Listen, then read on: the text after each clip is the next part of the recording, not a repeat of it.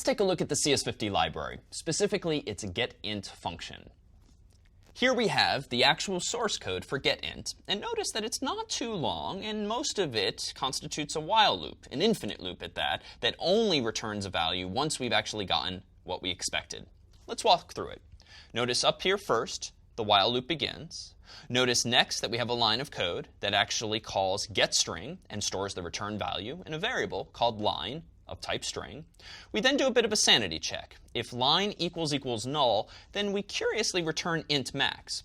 Now it turns out that int max is a special constant declared elsewhere that specifies the largest possible int that you can represent in a program like this. Now we've arbitrarily decided to return int max as a sentinel value of sorts, one that we've reserved as meaning an error has occurred. So the price we pay, of course, is that getInt can apparently not actually return a number as large as int max, because even if it wants to, that return value should really be interpreted by the caller, whoever's using getInt, as an error of some sort.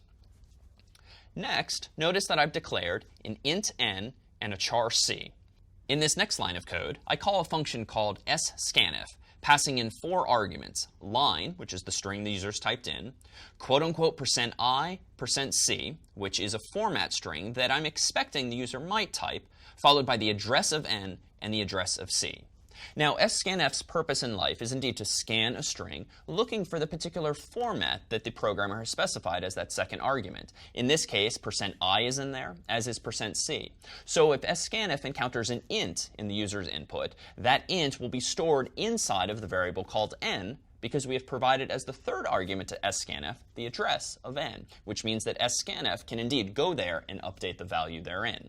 Now, in case the user types in something more than 1 or more digits, in other words, a char of some sort, that second variable, c, whose address we passed into scanf as its 4th argument, will also be populated. Now, the upside of checking for an additional character from the user is that if he or she does not cooperate and types in more than just an in, we'll be able to detect it in this manner, because in that case, scanf is going to return 2, signifying that both of the placeholders were filled with values. But we're hoping that scanf instead returns 1, which means the user only provided an int. What do we do if scanf indeed returns 1? Well, we immediately free the line that the user typed in, and then we immediately return n, having gotten an int.